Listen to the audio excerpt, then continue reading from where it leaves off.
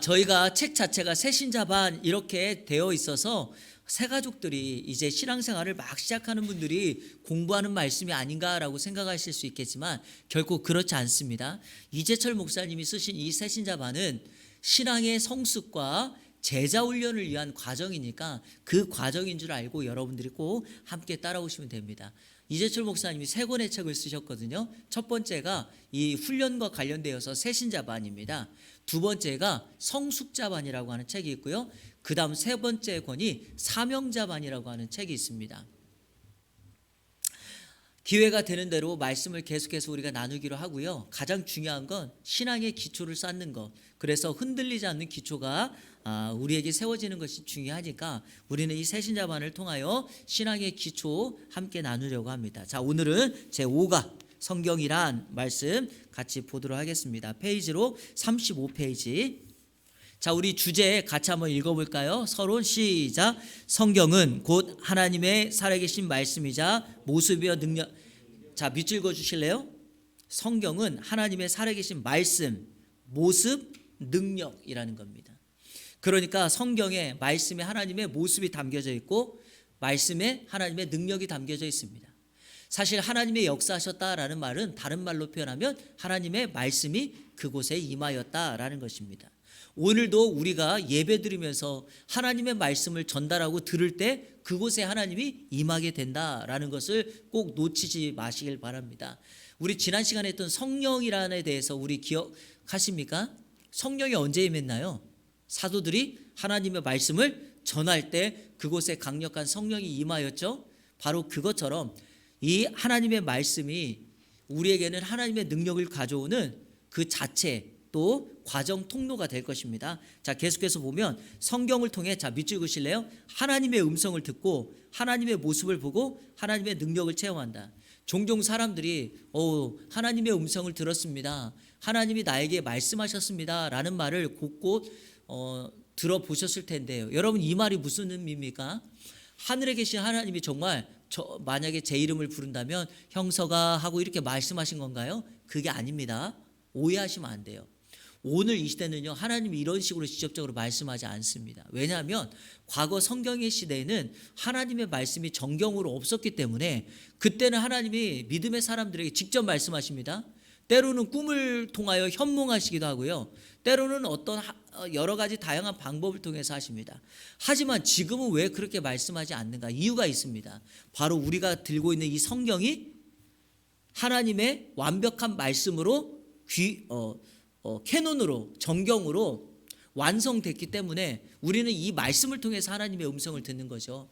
그러니까 요즘에 누군가가 하나님이 저에게 말씀하셨다 이 말은 무슨 말씀이에요? 음성을 들었다 이 말은 직접적으로 음성을 들었다는 것이 아니라 하나님이 주신 이 성경 말씀을 통하여 하나님의 마음을 알게 되었다 그렇게 이해하시면 됩니다.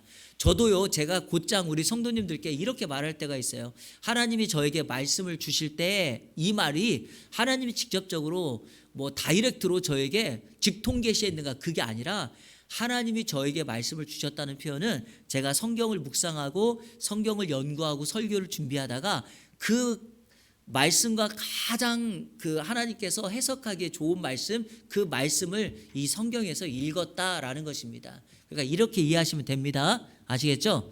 그런데 제가 다시 한번 높아심에서 드리는 말씀이지만 간혹가다 어떤 목사님들이 하나님이 자신에게 직통 계시한다.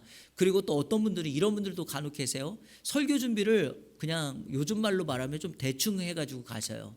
성경 본문만 정해놓고 올라가시기도 하고 하나님이 자기에게는 직통 계시를 통하여 말씀을 주시기 때문에 자기는 성경 구절만 가지고 가면 하나님이 자기에게 말씀을 주신다고 하는데 그런 교회는 가시면 안 됩니다. 절대 그런 법칙은 없어요. 왜냐하면 그런 목회자는 제가 볼 때는 매우 위험해요. 하나님의 영은 그런 식으로 오지 않습니다. 건강한 기독교 신앙을 가지고 있는 교단이나 교회에서는 그렇게 절대로 가르치지 않습니다.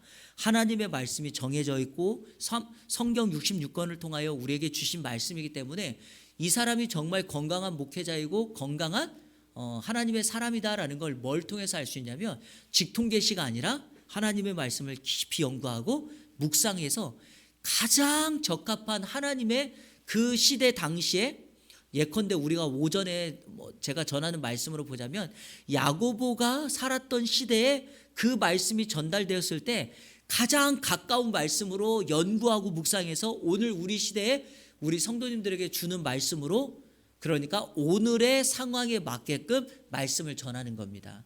그게 가장 적합하고 바람직한 거지, 갑작스럽게 하나님이 막 직통계시를 주고 어떤 사람에게 막 예언을 하고 또 무언가 미래의 것을 말을 하고 자꾸 이런 식이라면 그거는 건강한 신앙 상태가 아니고 그런 목회자는 올바른 목회자 아닙니다. 주의하셔야 됩니다. 아시겠죠? 그래서 중요한 것은 내가 하나님의 음성을 들었다라는 말씀은 말씀을 통하여 깨달음을 주었다라는 것으로 이해하시면 됩니다.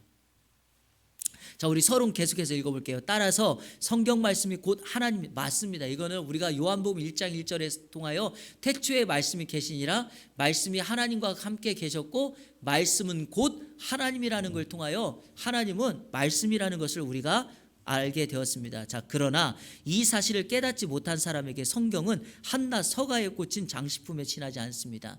맞습니다, 여러분.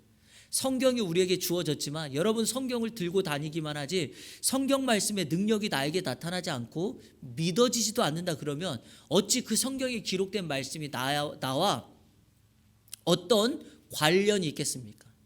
여러분, 성경의 기적의 역사를 내가 믿음으로 받을 때 나에게도 기적이 출발되는 줄로 믿습니다. 이렇게 이해하셔야지 그냥 서가에 꽂아놓은 책처럼 생각한다면 아무 능력도 없는 겁니다. 그거 아시나요? 전 세계를 통틀어 매해마다 항상 베스트셀러가 되는 세계에서 가장 많이 팔리는 책이 바로 이 성경책입니다. 우리나라도 마찬가지고요. 전 세계를 통틀어 다 마찬가지. 그런데 그것을 우리가 그냥 책으로만 생각하고 그 성경에 있는 말씀이 내게 능력이 되지 않는다. 우리 제가 새벽 예배 때 성령의 건 말씀할 때 히브리서 4장 12절 말씀 우리 성도님들에게 말씀드렸고, 혹시 새벽 예배 나오신 분 기억하시죠? 제가 이 말씀은 꼭 암송하라 그랬죠? 기억나시죠? 하나님의 말씀은 살아있고 활력이 있어 좌우의 날선 어떤 검보다도 예리하여 우리의 혼과 영과 및 관절과 골수를 찔러 쪼개기까지 하나니 곧 마음과 생각을 판단하시느니라. 여러분, 하나님의 말씀이 살아있고 능력이 있어요. 좌우의 날선 검이기 때문에 보이지 않는 혼과 영과 관절과 및 골수 그리고 마음과 생각과 뜻까지 판단하시는 말씀이에요. 그러니까 우리가 하나님의 말씀을 그렇게 이해해야지 그 말씀이 나하고는 어떤 관계가 없다? 여러분, 이런 건 아무 소용도 없어요. 오늘 오전에 제가 여러분에게 말씀을 전했는데 그 말씀을 아멘 했는데 그 말씀을 기억하지 못하고 그냥 훅 지나가 버리잖아요. 그러면 한 주간 나하고 아무 관련이 없어요. 그 전했던 말씀을 내가 붙들고 말세 때 목사님이 강단을 통하여 인내하라고 했고 세 가지의 신뢰를 농부처럼 선지자처럼 욥처럼 인내하라고 했지. 그럼 여러분도 그 말씀을 기억하면서 인내의 삶을 사는 겁니다. 말세에 헛된 맹세하지 말라 그랬지. 우리가 원망하지 말고 헛된 맹세하지 말고 이 말씀을 가지고 무엇에든지 맹세하지 말고 또 사실대로 말하면서 하나님의 말씀을 따라가야지. 그럴 때 그 말씀이 내게 능력이 온다. 자, 그래서 오늘 이과를 공부하면서 우리는 성경이 왜 하나님의 말씀인지 그리고 말씀의 능력이 얼마나 위대한지를 함께 알게 될 것입니다. 자, 우리 문제 풀겠습니다. 기억하시면서 같이 따라오시고, 자, 다시 한번 말씀드리지만 우리 이 책 사신 분 있죠? 이것도 마찬가지예요. 서가에만 꽂아놓고 안 읽으면 아무 소용 없잖아요. 그러니까 오늘 이 과를 여러분 공부했잖아요. 그러면 집에 가셔서 다시 한번 확인하는 차원에서 꼭 읽어보시기를 제가 권면해 드립니다. 자, 1번, 성경을 가리켜 하나님의 말씀이라고 하지만 하나님께서 직접 쓰신 것은 아닙니다. 자, 이것도 밑줄 그어놓으세요. 성경은 창세기부터 요한계시록까지 그 기간이 쓰여진 기간이 약 1500년에 걸쳐서 40여 명의 사람들에 의해 쓰여진 거예요. 그러니까 쓴 것은 사람이에요. 자, 근데 그럼에도 왜 성경을 하나님의 말씀이라 부르고 또 믿는 까닭은 무엇인가? 너무 중요하죠? 제목이, 그 질문이. 자, 그럼 볼까요? 1번, 왜냐하면 1번, 성경은 성령의 감동으로 쓰여졌기 때문이고 사람이 썼지만 하나님의 말씀인 것이에요. 무슨 말이냐? 성령의 감동하심을 입은 사람들이 썼기 때문에 하나님의 말씀인 거예요. 조금 설명해 볼까요? 그냥 사람들이 자기의 가지고 있는 배경, 자기가 공부했던 지식적인 능력 이걸 가지고 쓴 게 아니라 그런 걸 모든 걸 가지고 있지만 거기에 성령님께서 그 사람에게 감동, 역사하셔서 사람들은 그것을 받아 썼다 이렇게 말을 해요. 자, 우리 성경 찾아봅니다. 빨리 베드로후서 1장 20절 21절. 베드로후서 신약 385쪽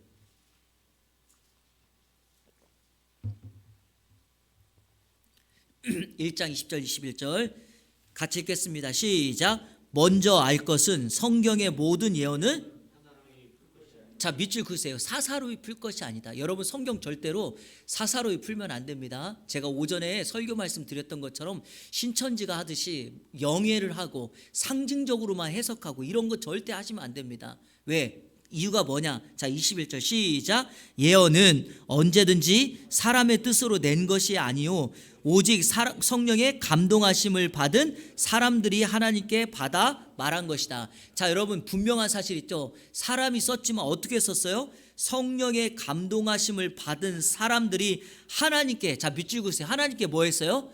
받아서 말한 것이다. 이겁니다, 여러분. 여러분 혹시 저자라는 말과 기자라는 말의 차이를 아시나요? 저자는 직접 모든 것을 자기가 쓴 것을 저자라고 말합니다. 그러나 성경은 기자라고 말을 해요. 성경에 책을 쓴 사람, 베드로 전서 후서 베드로가 썼죠? 그 사람은 누구예요? 사실 저자가 아니라 기자죠. 왜 그렇습니까? 기자는 받아서 쓴 거죠. 여러분 사건이 있을 때 기자들이 뭐 합니까? 자기들이 기자가 누군가가 브리핑하고 인터뷰를 해가지고 그걸 이렇게 정리하잖아요. 그래서 발표하는 게 기사죠. 그래서 기자인 거예요. 성경에 있는 사람들은 쓴 사람들을 우리가 성경의 기자라 그러지 저자가 아니에요. 자, 그러면 성경의 저자가 누구예요? 성령님이죠. 하나님이죠. 그래서 하나님께 받아 말했다라고 말합니다. 자신의 생각, 의지하고는 엄밀하게 말하면 상관없이 하나님께서 받아준 거예요. 근데 오해하시면 안 되는 게 이거예요. 그러면 사람들은 다 기계적으로 하나님이 딱 입력하시면 받아 적었나? 그게 아니라 자신의 삶의 영역의 풍습, 문화, 언어 모든 것을 기반으로 했지만 하나님의 감동하심을 통하여 썼다라는 겁니다. 그래서 사람이 썼지만 하나님의 말씀이고 우리는 이 말씀을 믿어야 된다. 자, 두 번째, 성경이 완전한 통일성을 지니고 있기 때문에 하나님의 말씀이에요. 여러분 성경은 1500년 동안이나 한 사람이 아니라 40여 명의 사람들에 의해 써졌어요. 여러분 이게 말이 됩니까? 그럼에도 불구하고 이 성경이 통일성을 이루고 있다는 건 무슨 의미일까요? 성경의 원 저자가 하나님이라는 걸 우리에게 말을 해줘요. 그래서 창세기부터 요한계시록까지 구약의 예언이 신약에 성취되었고 구약의 역사가 신약에 완성되어지는 구속사를 이루었고 여러분들 이야기 들어보셨는지 모르겠지만 점진적인 계시를 통하여 그러니까 구약에 예언했던 것이 신약에 완성되기 위하여 이 계시가 점점점 확장되어서 완성되어가는 점진적인 계시라고 말씀을 합니다. 그러니까 하나님의 말씀인 거예요. 만약에 여러분 사람이 저자라면 이렇게 만들겠어요? 이렇게 안 만들죠. 한 사람이 그냥 썼다면 어떻게 할까요? 완벽하게 짝을 이루겠죠. 그리고 무언가 예를 들면 뭐 예수님이 태어나셨을 때 구유에 태어났다. 인간의 몸을 입고 신이 태어났다. 이런 걸로 빼겠죠. 왜냐하면 전혀 하나님의 신성을 말하는 데 도움이 되지 않으니까. 그러나 성경은 절대로 그렇게 하지 않아요. 연약함, 부족함도 다 기록합니다. 왜냐? 인간이 만든 것이 아니라 하나님이 쓰신 것이기 때문에 그 말씀을 통하여 완벽한 통일성을 이루어요. 그러니까 여러분 1500년 기간에 40여 명의 사람들에 의해 쓰여졌지만 통일성을 이루고 있기 때문에 우리는 그것이 하나님의 말씀이라는 걸 압니다. 자, 넘겨보십시오. 세 번째, 우리가 사람이 썼음에도 왜 그거를 하나님의 말씀으로 아는가? 세 번째, 시간과 공간을 초월하여 모두를 위한 말씀이기 때문입니다. 시간과 공간을 초월하여 모두를 위한 말씀이에요. 그렇죠. 구약에 살고 있는 사람만을 위한 말씀이 아니에요. 신약을 살아도 그 사람들에게 필요한 말씀은 구약과 신약 다 필요한 거예요.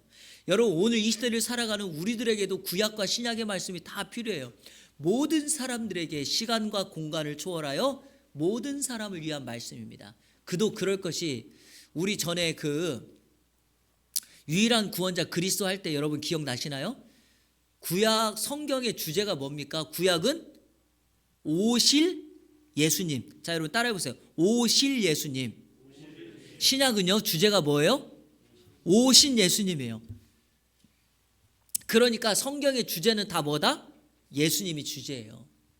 그러니까 성경은 한 주제를 가지고 있기 때문에 그것도 예수님에 대한 모습을 담고 있기 때문에 우리는 시간과 공간을 초월하여 오늘에 이르기까지 이 성경은 우리를 위한 말씀이 돼요. 그래서 우리는 성경을 하나님의 말씀으로 인정하는 겁니다. 자, 두 번째, 하나님께서 우리에게 성경을 주신 자 이거 중요하죠. 별표현에서요. 왜 그러면 우리에게 성경을 주셨습니까? 자, 먼저 총론으로 요한복음 20장 30절과 31절 읽겠습니다. 자, 펴보세요. 빨리 요한복음 20장 30절 31절.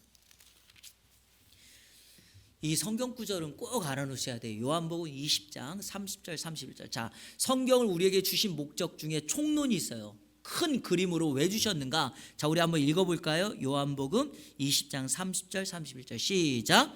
예수께서 제자들 앞에서 이 책에 기록되지 아니한 다른 표적도 많이 행하셨. 자, 먼저 설명합니다. 이 책에 기록되지 아니한. 자, 그럼 이 책이 어떤 책이에요? 요한복음이죠? 요한복음의 이 책. 자, 그러면 요한복음에 기록되지 아니한 다른 표적도 그랬죠? 그럼 여러분 요한복음에는 뭐가 기록되어 있다는 거예요? 표적이 기록되어 있다는 거죠. 그래서 요한복음을 가리켜서 표적의 책이다 그래요. 특별히 요한복음 2장부터 11장까지는 7개의 대표적인 표적 기사가 나오죠. 가나 혼인잔치에 물을 포도주로 바꾼 사건부터 마지막 7번째 죽은 나사로를 살린 사건까지 표적이 등장해요. 자, 그런데 여러분 왜 기적이라고 말하지 않고 요한복음은 표적이라고 말했을까요? 표적이라는 말은 영어로 사인, 헬라어로 세메이온 그랬는데 이 표적이라는 말에는 두 가지의 의미가 담겨 있어요. 하나는 기적 더하기 미닝, 의미가 있어요. 그러니까 표적이라고 했을 때는 그 기적과 기적에 담겨 있는 의미를 설명하기 위함이죠. 예컨대 예수님께서 물을 포도주로 만들었다. 무슨 의미입니까? 기적이 뭐예요? 물을 뭘로 바꾼 거죠? 포도주로 바꾼 게 기적이죠. 자, 그러면 이 사건의 의미가 뭐예요? 영적 의미가. 물과 같은 세상, 물과 같은 인생이 예수 그리스도로 말미암아 포도주 새 것이 되었다라고 하는 의미는 예수님께서 이 땅에 구약을 청산하시고 새로운 역사, 새로운 구원을 이루게 하여 오셨다. 새 시대가 예수님을 통하여 왔다라는 걸 선포하기 위함입니다. 이해가 되시죠? 자, 이런 것처럼 요한복음 표적의 책이에요. 그런데 자, 그러면 31절 보세요. 이렇게 기록하고 있죠. 오직 이것을 기록하면 그랬죠. 그러면 이것이 뭐겠어요? 요한복음에 담겨있는 표적이죠. 그것만을 기록한 이유가 뭘까요? 자, 요한복음 성경을 넓게 보면 성경인데 왜 줬어요? 기록함은 자 읽겠습니다. 너희로 예수께서 하나님의 아들 그리스도이심을 믿게 하려고. 자, 첫 번째 목적이 뭐예요? 거기다 쓰세요. 1번 구원하기 위하여. 예수 그리스도를 믿어 구원하기 위함. 이게 총론이에요. 성경을 우리에게 주신 목적이 뭡니까? 예수 그리스도를 믿어서 구원받기 위함이죠. 디모데후서 3장 15절에 보면 내가 어려서부터 성경을 알았느니 성경은 능히 너로 하여금 구원에 이르는 지혜를 얻게 하느니라. 이렇게 기록되어 있죠. 자, 두 번째가 있죠. 자, 요한복음 20장 31절 그 뒤에 보세요. 하나님의 아들 그리스도이심을 믿게 하려 함이요. 자, 또 자 밑줄 그으세요. 너희로 믿고 그 이름을 힘입어 뭐 얻게? 생명 얻게 하려고. 그래서 첫 번째 목적은 예수를 믿어 구원받게 하려고. 두 번째는 예수님을 믿어 그 안에서 생명 얻게 하려고. 이거는 단순히 내가 구원받았다, 영생을 얻었다 이것을 뛰어넘는 이 영원한 생명이 멈추지 않고 계속된다라고 하는 의미를 우리에게 상징하죠. 성경이 바로 그런 능력이 있고 그것 때문에 우리에게 성경을 주신 겁니다. 이거 꼭 기억하셔야 됩니다. 요한복음 20장 30절과 31절을 통해 성경 왜 줬어요? 총론이 뭐예요? 예수를 믿어 구원받게 하려고. 두 번째, 예수님을 믿어서 생명 얻게 하려고. 그러니까 여러분, 분명한 사실은 생명이 없고 영원의 구원의 역사가 없는 사람에게는 뭘 전해야 됩니까? 말씀을 전해줘야 돼요. 예수를 믿을 수 있도록 해야 그 안에 생명의 역사가 움틉니다. 자, 두 번째, 강론 한번 보겠습니다. 강론이라는 건 이제 구체적으로 안으로 들어가서죠. 자, 우리 이거는 디모데후서 3장 15절부터 17절 같이 찾겠습니다. 디모데후서.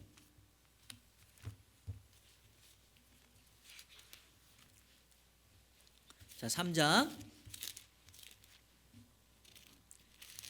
자, 15절부터 한번 쭉 읽겠습니다. 시작. 또 어려서부터 성경을 알았나니 성경은 능히 너로 하여금 그리스도 예수 안에 있는 믿음으로 말미암아, 자, 밑줄 그으세요. 구원에 이르는 지혜.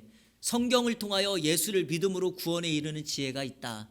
우리가요, 아이들 양육하거나 아이들 공부시킬 때, 특별히 교회에서 주일학교 프로그램도 중요하지만 성경을 가르쳐야 될 이유가 뭡니까?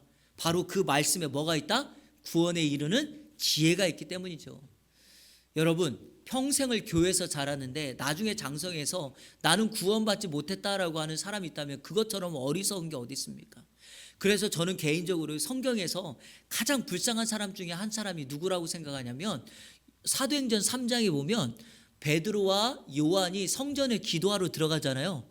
근데 성전 문 앞에서 구걸하고 있는 여러분 그 안진뱅이 있죠? 저는 이 사람이 가장 불쌍한 것 같아요. 왜냐하면 보세요. 성전에 딱 붙어 있지만 한 번도 성전 안에 들어가 보지도 못하고 성전의 주인이신 예수님을 만나지도 못해요. 성전에 있지만 근처에 앉아서 구걸만 하고 있어요. 자, 그런데 그런 인생이 어떻게 바뀌죠? 베드로가 예수 그리스도의 이름을 그에게 명하여 손목을 잡고 일으켜 세웠더니 그의 다리가 힘이 나고 여러분 일어서더라 그랬어요. 자, 성경을 보면은요, 이 안진뱅이의 마음을 우리가 알 수 있다니까요. 여러분, 안진뱅이가 일어섰잖아요. 가장 먼저 혹시 뭐 한지 성경에 기억나시나요? 이 안진뱅이가 가장 먼저 한 게 뭔지 아세요? 여러분, 병 고침 받으면 여러분 같으면 뭐 하시겠어요? 어떤 일을 가장 먼저 하겠어요? 가족에게 가지 않겠어요? 근데 이 안진뱅이는 성전 안으로 들어가 뛰며 찬양했다고 얘기해요. 그 마음이 느껴지십니까? 얼마나 성전 입구에 앉아서 성전에 들어가는 사람들을 얼마나 많이 부러워했을까요?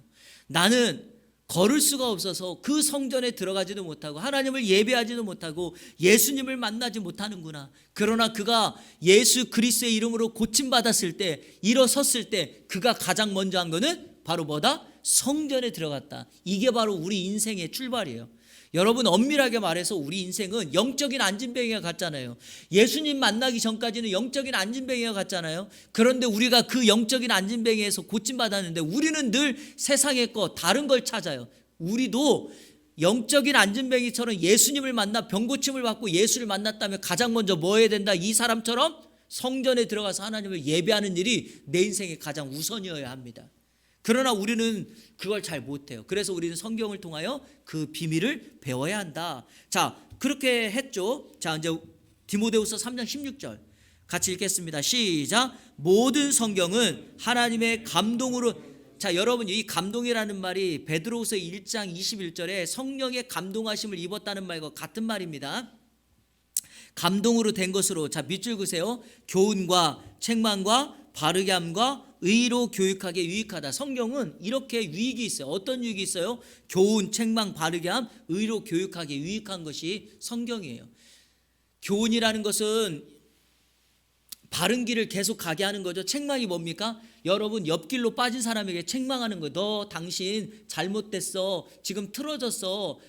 지금 이탈했어. 죄졌어. 돌아와야 돼. 이게 책망이에요. 자, 바르게 하면 뭐예요? 책망, 잘못된 길을 가는 사람들에게 원 위치로 올려놓는 거예요. 의로 교육한다는 게 뭐예요? 의는 목표점이에요. 예수 그리스도라고 하는 그 길 마지막 끝에 있는 예수 그리스도, 그분을 바라보며 가는 거예요. 달리기 아시죠? 여러분, 달리기 할 때 달리기 선수들이 출발점에 신호탄 소리를 딱 듣고 어디를 보고 달려야 됩니까? 피니시 라인을 보고 달려야 돼. 이게 목표예요. 달리기 할 때 밑을 보고 달리면 그 사람 실패 봐요. 왜? 삐뚤어지니까 그래요.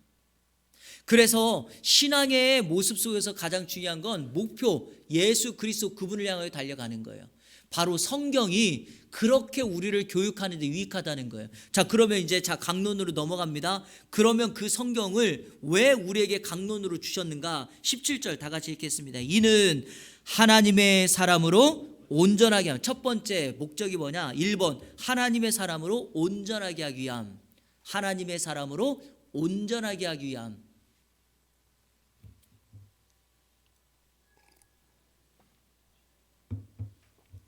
자, 여러분 이 교재 이거 적었죠? 지금 말 적었죠? 그러면 온전이라는 말에 밑줄 긋고 그 밑에다가 이렇게 쓰세요.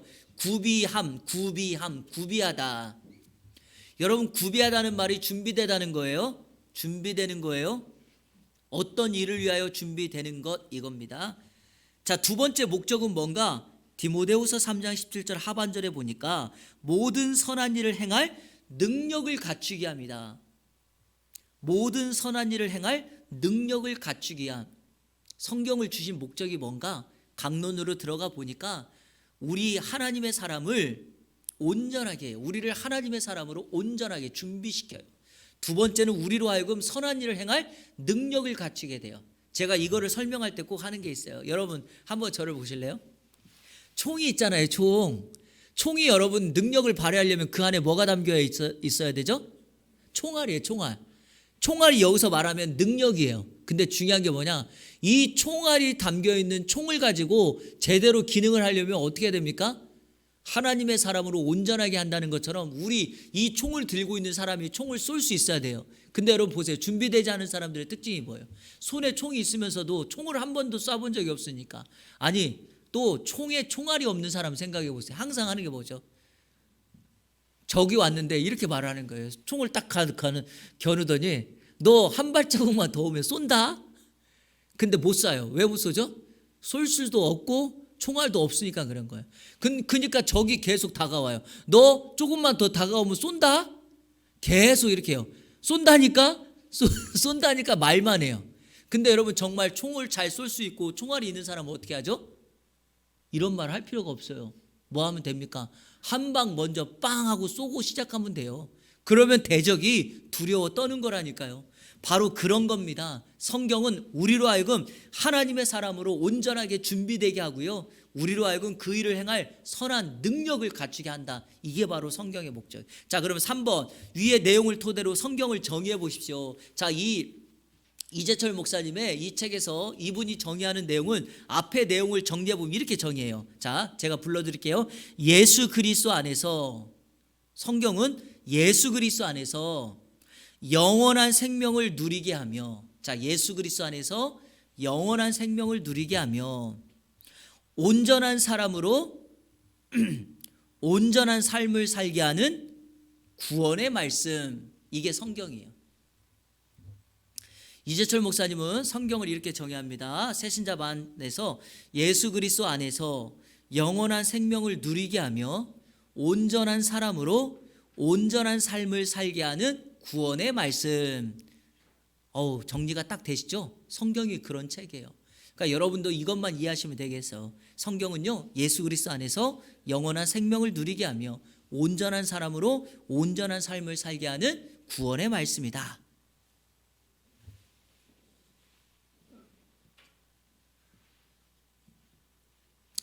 누군가 우리에게 성경의 보화가 뭐냐라고 질문한다면 두 가지로 말하면 돼요. 하나는 구원, 하나는 생명, 이렇게 말하면 돼요. 그게 성경의 보화예요. 구원과 생명. 자, 3번 성경의 분류. 여러분 성경 총 몇 권이에요? 66권입니다. 자, 어떤 사람은 성경을 또 한 권 이렇게 말을 해요. 한 권이라는 거예요. 한 권. 성경책 이렇게 한 권으로 되어 있다는 겁니다. 아시겠죠? 자, 성경에는 몇 줄이 있습니까? 물어봤더니 성경에는 어떤 사람 2줄이 있대요. 이게 무슨 말인지 알아요? 2줄. 성경책에 2줄이 있다고 말할 사람이 되게 웃기죠? 자, 성경은 66권이에요. 구약 몇 권이죠? 39권, 신약 27권. 그래서 39, 27 이렇게 이해하시면 되겠고요. 자, 그런데 구약 성경 39권은 이렇게 정리됩니다. 자, 먼저 저를 한번 따라해 보세요. 역사서, 시가서, 예언서.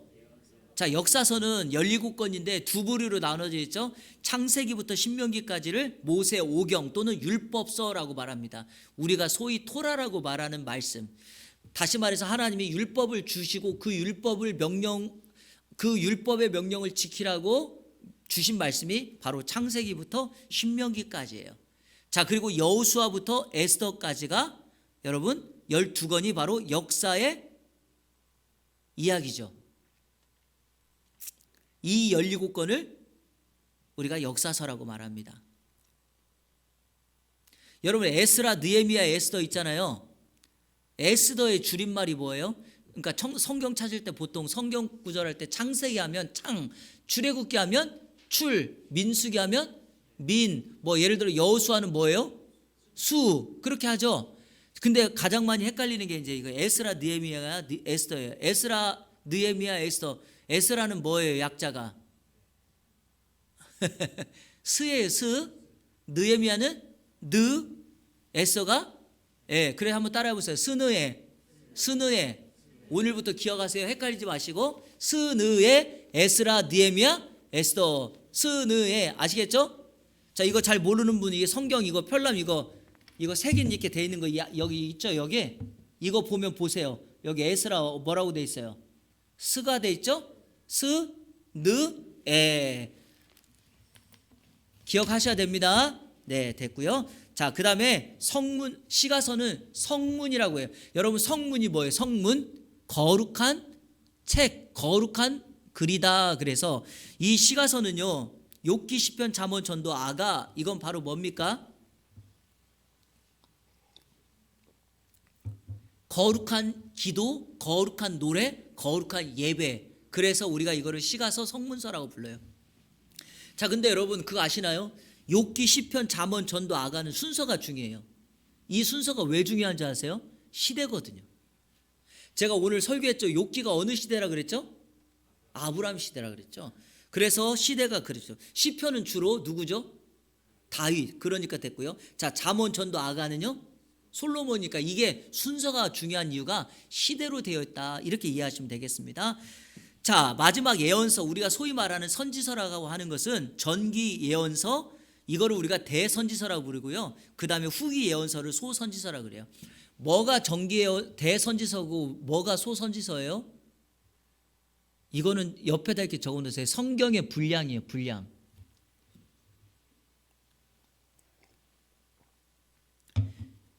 다시 말해볼게요. 여러분 이사야가 위대해요? 요나가 위대해요? 똑같아요. 그런데 왜 이사야는 대선지서고 요나는 소선지서예요? 성경 분량 때문에 그렇다고요. 그래서 앞에다가 전기 예언서는 이사야, 예레미야, 예가 에스겔, 다니엘 분량이 많은 거를 앞에다 놓고 대선지서, 그리고 뒤에를 소선지서라 그러는 거예요. 자, 이거를 이제 정리해 드릴게요. 빨리. 자, 여러분 성경의 역사의 흐름은 창세기부터 에스더까지가 성경의 역사예요. 그러니까 성경의 길을 깐다면 창세기부터 어떻게 깔아야 된다고요? 에스더까지 깔면 돼요. 끝이. 구약에는. 그죠? 근데 성경은 그것만 있는 게 아니잖아요.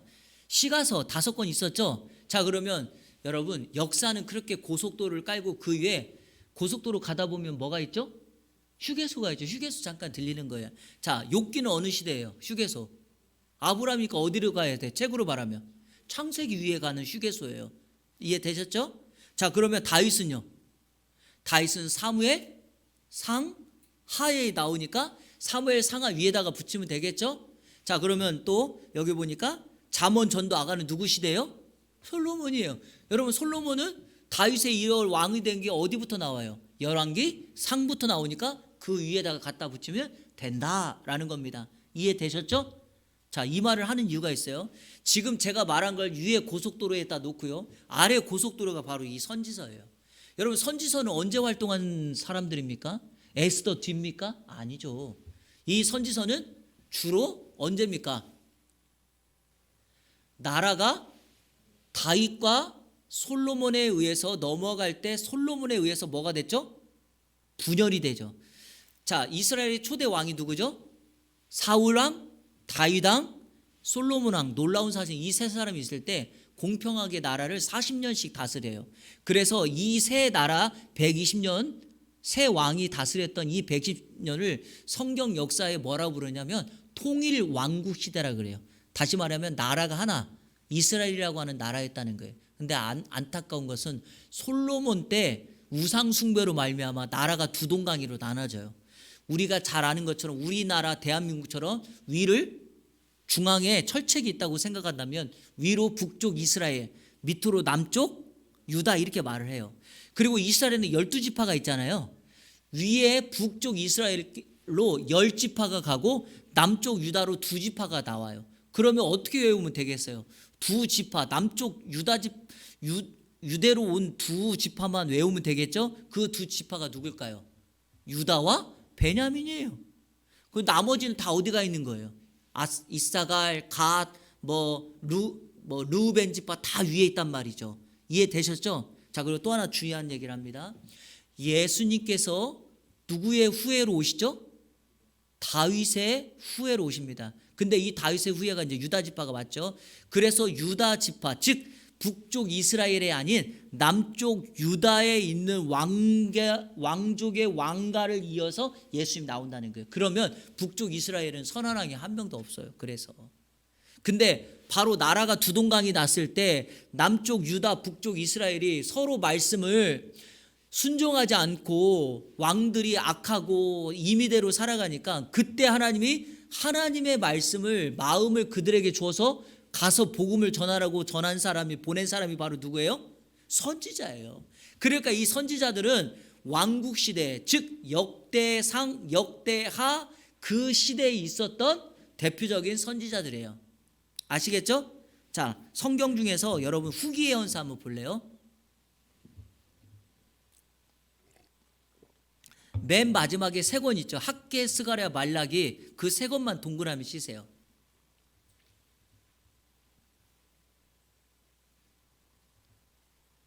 동그라미 치셨나요? 자, 이 세 권은 어디 시대에 붙어 있을까요? 역사의 고속도로? 여기에 붙어 있는 거예요. 맨 마지막 스느에 포로 시대와 포로 이후에 잡혀왔던 시대. 그쪽에다가 휴게소를 붙이면 되는 거예요. 이게 바로 구약의 39권의 역사다. 자, 이제 저를 보세요. 이렇게 이해하시면 돼요. 자, 역사서 17권. 저 따라하세요. 역사서 17권. 자, 선지서 17권. 제가 지금 뭐 하는 거냐면 구약의 집을 짓는 거예요. 오른쪽 기둥이 역사서 17권, 왼쪽 기둥이 선지서 17권이에요. 자, 그럼 위에다 뭘 씌워야 돼요? 지붕을 씌워야 되죠? 지붕이 바로 시가서 5권이에요. 그래서 구약의 집은 역사서와 선지서 17권 위에다가 뭘 씌운다? 시가서를 씌운다는 거예요. 근데 역사서의 기둥을 견고하기 위해서 두 기둥으로 세우는 거예요. 어떻게 해요? 율법서의 기준과 역사의 기준. 다시 말하면 모세오경의 기둥과 역사의 기둥. 이해되시죠? 왼쪽 기둥도 견고하게 하기 위해서 대선지서 기둥, 소선지서 기둥. 권수도 얼마나 이해하기 쉬운지 똑같아요. 어떻게 해요? 역사서의 기둥, 하나의 기둥, 율법서, 토라라고 말하는 거 몇 권? 5권. 역사서 몇 권? 12권. 선지서도 대선지서 몇 권? 5권. 소선지서 12권. 아유, 너무 하나님이 얼마나 우리가 정말 암송하고 기억하는 것이 힘든지 쉽게 이해하기 쉽게 이렇게 가르쳐 준 거예요. 자, 그 다음에 신약 넘어갑니다. 자, 신약도 마찬가지예요.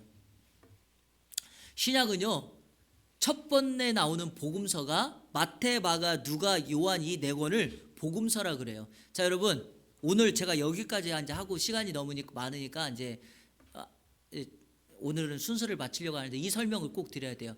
여러분, 복음서 어떤 내용이죠? 마태, 마가, 누가, 요한 어떤 내용을 다루고 있는 성경입니까?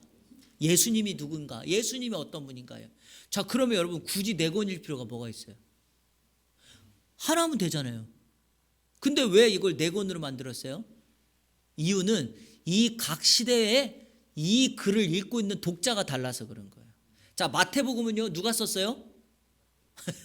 어려우신 분 질문하시면 돼요. 자, 그럼 더 어려운 질문 다음으로 넘어가요. 마가복음은 누가 썼어요? 마가가 썼어요. 누가복음은? 요한복음은? 자, 쓴 사람이 다르죠. 또 누가 다르냐? 이 성경을 읽는 독자가 다르단 말이에요. 청중이. 자, 마태복음은 마태가 누구를 대상으로 썼을까요? 유대인을 대상으로 쓴 거예요. 여러분, 독자가 유대인이다 보니까 예수님을 누구로 표현하죠? 아브라함과 다윗의 그 족보를 이어온 우리 민족의 유대인들의 조상으로 다윗과 아브라함이 있고 예수님은 그분의 자손으로 오셨다, 이렇게 말하는 거예요. 자, 그러면 여러분, 유대인들이 다윗을 강조하는 이유가 뭡니까? 예수님은 유대인의 왕이다라는 걸 강조하기 위함이에요. 그래서 같은 복음서에 예수님을 달아도 마태복음은 예수님을 왕으로 인정하는 겁니다. 이해되셨죠? 자, 마가복음은요, 여러분 혹시 마가가 누군지 아시나요? 마가는 마가 다락방의 그 주인장이에요. 그때는 어려서 그랬지만 이 마가복음, 이 마가라는 사람은 우리 그 사도행전 제가 강의할 때 기억나시는지 모르겠지만 바울이 바나바와 1차 전도여행 떠날 때 수행원으로 데리고 갔던 사람이 바로 이 마가예요. 정확한 이름의 명칭은 마가 요한이죠. 누굽니까? 바나바의 생질로 알려져 있어요. 어느 때는 조카라기도 하고 어떤 사람은 동생이라고 하는데 저는 사실 조카보다는 동생이 더 맞는 말 같아요. 사촌 동생이. 해석상 좀 더. 자, 아무튼 그 사람이에요. 근데 여러분 아시는 것처럼 이 마가 요한이 1차 전도여행 갔다가 너무 힘드니까 집으로 도망쳤어요. 2차 전도여행 갈 때 바울과 바나바가 엄청나게 다퉈요. 왜 다투냐면 바나바가 자기 동생 좀 데리고 가자는 거예요. 사촌 동생 좀. 그랬더니 바울이 안 된다. 얘 싹수가 놀았다. 우리 전도여행 할 때 도망가지 않았느냐. 얘는 이미 끝났다. 또 도망갈 거다. 그래서 안 데리고 가요. 그러다가 바울과 바나바가 성경에 보면 피차 심히 다퉈 갈라섰다고. 이거요 정말 멱살 잡고 싸운 거예요. 이 정도면. 그래서 두 사람이 갈랐어요. 근데 바나바가 마가를 데리고 전도여행을 떠났는데 나중에 마가가 바뀌어요. 그래서 성도 여러분, 우리가 사람을 함부로 쉽게 대하면 안 돼요. 사람들은 언제든지 바뀔 수 있고 변화될 수 있어요. 나는 못 바꾸지만 하나님은 그 사람을 바꾼다니까요. 마가 요한이 딱 바뀌니까 누구를 따라다니냐면 베드로를 따라다니는 거예요. 베드로. 그래서 성경 역사의 베드로의 수제자가 바로 마가 요한이었던 거예요. 마가 요한이 베드로를 따라다니다 보니까 베드로가 늘 예수님에 대한 얘기를 하는 거예요. 그래서 마가 요한이 예수님에 대한 이야기를 듣고 복음서를 기록해요. 놀라운 사실은 마태복음 28장, 마가복음 16장, 누가복음 24장, 요한복음 21장. 여러분, 성경이 뭐가 가장 짧아요? 제가 지금 말했잖아요. 복음서 중에 뭐가 가장 짧아요? 마가복음이 가장 짧아요. 이유가 뭐예요? 이게 한 달이 걸러서 듣다 보니까 자질구리한 건 다 빼고 핵심만 쓴 거예요. 그래서 마가복음은 예수님의 복음의 시작이라고 말하면서 바로 예수님의 복음의 역사를 씁니다. 마태복음과 누가복음이 예수님의 족보를 기록해요. 그러다 보니까 성탄절에 우리가 꼭 설교하면 어디 설교해요? 마태복음이나 누가복음 설교하는 이유는 예수님의 태어났을 때 당시의 배경까지도 기록하니까. 그런데 그렇게 안 해요. 그러다 보니 마가복음은 그 대상이 누구냐? 로마 사람이에요. 당시 이스라엘을 지배하고 있는 로마 사람. 그러다 보니까 마가복음에서는 예수님을 누구라고 강조합니까? 로마에 충성하는 종. 그래서 마가복음의 예수님은 종의 모습을 가지고 오신 거예요. 우리가 잘 아는 마가복음 10장 45절 다 한번 암송해 볼까요? 인자가 온 것은 섬김을 받으려 함이 아니요 도리어 섬기려 하고 많은 사람들을 위하여 자기 목숨을 대속물로 주려 함이라. 섬김의 종으로 오셨다. 서번트, 종으로 오신 거예요. 자, 누가복음 넘어갑니다. 누가복음은 독특해요. 누가복음은 사실 누가복음과 사도행전이 짝을 이루어요. 대상이 명확해요. 거기 보면 데오빌로 가카이어라고 나와 있는데 이 누가복음의 대상이 누구냐? 바로 그 우리가 잘 알고 있는 헬라인, 이방인이에요. 이방인. 여러분, 헬라인에게 예수님을 소개할 때 뭐라고 소개하는 게 가장 좋아요? 예수님은 당신과 똑같은 사람입니다. 그래서 누가복음에서는 예수님을 뭐라고 강조하냐? 인자로 강조해요. 인자, the son of man, 사람의 아들. 우리가 잘 아는 누가복음 19장 10절 혹시 기억나시나요? 삭개오의 사건에서 예수님이 삭개오에 대한 말씀을 하면서 이렇게 말합니다. 인자가 온 것은 잃어버린 자를 찾아 구원하려 하심이라. 인자가 온 것은, 누가복음은 예수님을 인자로 설명합니다. 자, 마지막 요한복음.